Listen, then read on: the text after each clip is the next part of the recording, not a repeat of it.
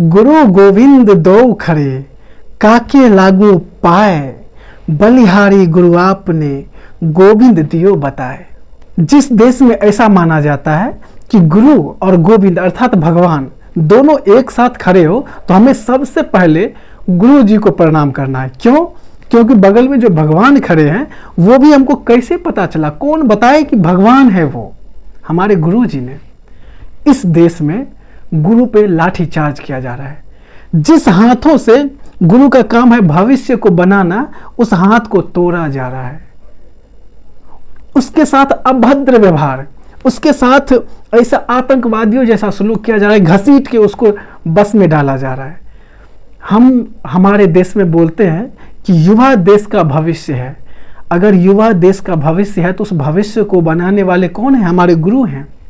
और हमारे देश में इन दोनों के ही साथ, ना तो भविष्य के साथ और ना ही भविष्य बनाने वालों के साथ, किसी के साथ अच्छा व्यवहार नहीं हो रहा है, किसी को अच्छा माहौल नहीं मिल रहा है। ऐसे में हमारे देश का भविष्य कहाँ जाएगा? हमारे देश का भविष्य क्या होने वाला है? आज अगर कुछ अच्छा, कुछ बदलाव करने का बोला गया है तो उसमें लाठी बरसाया जा रहा है। हमारे देश में ये जो सरकारी नौकरी है ना, इसका कुछ अलग ही तामझाम है और सब है देन समाज का।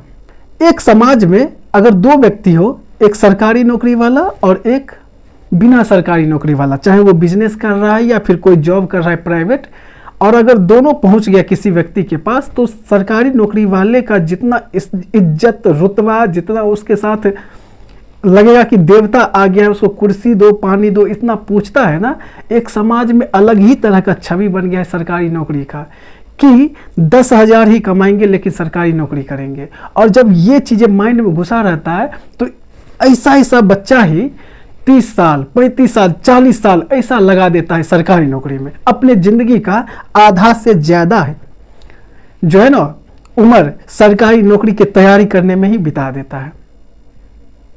और जब एग्ज़ाम होता है, हर एक बच्चे का, बहुत हजारों ऐसा बच्चा है जिसका लास्ट एग्ज़ाम होता है सरकारी नौकरी का। क्यों? क्योंकि इसके बाद उसका एज एक्सपायर हो जाएगा, वो एग्ज़ाम नहीं दे पाएगा। दूसरे तरफ डर है समाज का कि इस बार अगर एग्ज़ाम नहीं हो पाया, निकल पाया, तो समाज में जीने नहीं देगा हमको। कायर, अनपढ़, ये क्या क्या कहने का मतलब कुछ भी नहीं कर पाया, पूरे दिन घूमते रहता था, पढ़ाई में मन नहीं लगता था, और का तो निकल गया, इसका नहीं निकला, ये पूरे ज़िंदगी बर्बाद कर लेगा। ना फिर उसका शादी होने वाला है, ना फिर उसको कोई स्किल है, ना ही फिर वो और कुछ सीखा है, फिर उसका ज़िंदगी पूरा बेड़ा गर्क हो जाता है। और यही है सरकारी नौकरी करने वाले बच्चों का हाल। ऐसे स्थिति में जब वो एग्ज़ाम का डेट आता है ना, तो बच्चे का दिल धड़कने लगता है कि क्या होगा, क्या होगा, इस बार मेरा क्या होगा, नहीं निकलेगा ना तो बर्बाद हैं हम। बच्चा जो है ना पूरे जी जान लगा देता है कि इस बार निकालना है, पूरा मेहनत, दिन रात मेहनत में जुटा देता है। मैं उन बच्चों का बात कर रहा हूँ जो सीरियस हो जाता है कि इस बार मेरा लास्ट है एग्ज़ाम। हजारों ऐसा बच्चा है। प्रत्येक बार जब भी वैकेंसी आता है, बहुत सारे बच्चे का लास्ट वो वैकेंसी होता है, उसके बाद वो ज़िंदगी में नहीं दे पाएगा, एज जो है ना एक्सपायर हो जाएगा, क्योंकि 35 साल लगा दिया उसमें। वही बच्चा जब देखता है कि मेरा सेंटर कहाँ पड़ा है, 600 किलोमीटर, 700 किलोमीटर, इतना दूर, अब वो बच्चा कहाँ जाए, कैसे जाएगा? सब गरीब है। ऐसा तो है ना कि एरोप्लेन बुक करके जाएगा जनरल बोगी में, और आपका ये भी सुविधा नहीं है कि बच्चा का जब एग्ज़ाम होगा तो कुछ ऐसा नियम भी नहीं है कि उसका जो है एडमिट कार्ड वगैरह देख के आप उसको जो है ना स्लीपर या फिर एसी वाला बोगी आराम से दे दे और वो एकदम से कंफर्ट होके जाएगा। नहीं, वो जनरल बोगी में धक्के खाते हुए पूरा 24 घंटा, 30 घंटा, 35 घंटा पूरा खड़ा रहेगा, न खाना पीना, एकदम न बैठने का जगह है, एकदम से ऐसे ही जिल्लत की ज़िंदगी जीते हुए वो सेंटर पे पहुंचेगा। और जब सेंटर पे पहुंचेगा तो पूरा शरीर थका हुआ है, अब वो एग्ज़ाम देने के लायक नहीं बचा। आपके देश का जो भविष्य है ना, उसको आप बेड़ा गर्क कर दिए, रास्ते में आधा जान ले लिए। अब वो जब सेंटर पे पहुंचता है तो क्या देखता है? उसको लगता है, बहुत सारे बच्चा जाता है, लगता है कि सेंटर होगा, कुछ देख के ही माहौल लगेगा कि हाँ हम आए एग्जाम देने। वहाँ पे भैंस बंधा हुआ है, वहाँ पे गाय का तबेला है, पता नहीं क्या गौशाला में घुसा दे रहे हैं कि नीचे में गाय गोबर है, गाय बंधा हुआ है, भैंस बंधा हुआ है, ऊपर में जा रहा है एग्जाम दे। क्या उसको क्या मोटिवेशन क्या मिलेगा? उसको कुछ भी नहीं मिलने वाला है।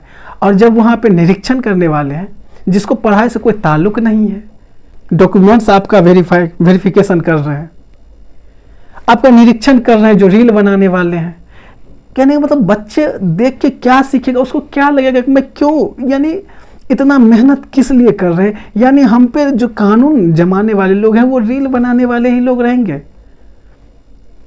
ठीक है, ठीक है, इतना लापरवाही कर दिए। एक एक मिनट इसमें मायने रखता है। एक क्वेश्चन से बच्चा जो है ना जॉब ले लेता है, एक क्वेश्चन से बच्चा जॉब नहीं ले पाता है। इतना ये चीजें हैं, कंपटीशन है इसमें। लेकिन ऐसे में आप 10-10 मिनट आपका कंप्यूटर ऐसा है कि काम नहीं करेगा। माउस जो है ना उसको दबाते दबाते रह जाओ, कुछ उसको असर नहीं पड़ने वाला है। पेन आप ऐसा दे रहे हैं कि पेन जो है ना चल ही नहीं रहा, पेज ऐसा दे रहे हैं कि पेज फट रहा है। यानी बच्चों के साथ इस तरह से लापरवाही कर रहे हैं, उसके भविष्य के साथ क्या होगा? वो बच्चा डिप्रेशन में ही तो जाएगा। हमारे देश का जो भविष्य है, क्या आप क्या उम्मीद करते कि वो जो है एग्जाम देके क्या महसूस करेगा? हारने में कोई बुराई नहीं है, नहीं निकलेगा वो अलग बात है, लेकिन कम से कम उसको अच्छा कंफर्ट, उसको अच्छा माहौल तो दीजिए। लेकिन नहीं, वो भी नहीं देंगे, और कोई बोलने आएगा तो उसका हाथ तोड़ देंगे। हमारे देश का यही चीज है। हमारे देश में पहले गुरुओं का इतना आदर था। हम क्या उदाहरण क्या पेश कर रहे हैं अपने समाज में? बच्चों को क्या उदाहरण दे रहे हैं? हमारे समाज में इस तरह से फुहरतापन आ गया, इस तरह से चीज़ें हो रहा है कि यानी बड़ों का तो रिस्पेक्ट है ही नहीं। और ऐसे में आप लोग जब जो देश बनाने वाले हैं, यानी जो जिंदगी भर बच्चों के प्रति समर्पण कर दिए, और वो कुछ बोलने के लिए आ रहे हैं, तो कहीं ना कहीं आप ही नहीं उसका बात सुन रहे हैं, तो कल को जाके बच्चा क्या सुनेगा उसका बात? मुझे तो नहीं लगता है सुनेगा। जब सरकार टीचर का बात सुनेगा तभी तो बच्चों को लगेगा कि नहीं नहीं, टीचर का बात तो सुनना चाहिए, क्योंकि गवर्नमेंट, बड़े से बड़े अधिकारी, ये सब के सब टीचर का बात इतना सुनते हैं, रिस्पेक्ट देते हैं, जो भी बोलते हैं आके सुनते हैं, जो भी प्रॉब्लम बताते हैं हल करते हैं, उनका बात मानते हैं, तो बच्चा भी ऐसा फॉलो करेगा। लेकिन आप तो उस पर लाठीचार्ज कर रहे हैं, घसीट रहे हैं, उनको बेइज्जती कर रहे हैं, उसके साथ यानी आतंकवादियों जैसा सलूक कर रहे हैं। ये क्या, यानी आप लोग, ये हमारे भारत में हो क्या रहा है? हम क्या उदाहरण पेश करें कि हमारे भारत में यही है कि गुरुओं को लाठी से पीटा जाता है? नहीं। जो समझदार व्यक्ति होता है ना, ऐसे ऐसे व्यक्ति होते हैं जिसके घर में अगर 2 बच्चा है और उसमें बड़ा बच्चा से कोई गलती हो जाता है, तो छोटे बच्चे के सामने कभी नहीं डांटते हैं। कि अगर हम छोटे बच्चे के सामने डांटेंगे ना, और वो जो छोटा बच्चा देखेगा, तो फिर वो छोटा बच्चा भी रिस्पेक्ट नहीं करेगा बड़े बच्चे का, तो वो साइड में जाकर उसको समझाते हैं, ताकि ये जो छोटा बच्चा है उस पर इम्पैक्ट नहीं पड़े। नहीं तो वो देख के तो वही व्यवहार करेगा ना। हमारे गांव, हमारे मोहल्ला का जो फैमिली है, परिवार है, वो भी इतना समझदार है, लेकिन सरकार का को क्या हो गया? जो पूरे देश को चला रहे हैं, जो पूरे बागडोर संभाले हुए पूरे राज्य का, पूरा स्टेट का, उनको क्या हो गया? ये समझदारी कब आएगा? कहीं ना कहीं समझना होगा। टीचर्स को रिस्पेक्ट देना ही पड़ेगा, और स्टूडेंट जिसको आप देश का भविष्य चिल्ला चिल्ला के बताते रहते हैं मंच पे जाके लोगों को, ये सिर्फ बताने के लायक ही हो गया या फिर कभी करनी भी होगा, ज़िंदगी में उतरेगा भी, पता नहीं। संभलना होगा, चीज़ों को समझना होगा, तभी हमारा देश आगे बढ़ेगा। नहीं तो बस बोलने लायक रह जाएगा। ज़िंदगी ऐसे ही सबका कट रहा है, कटते रहेगा।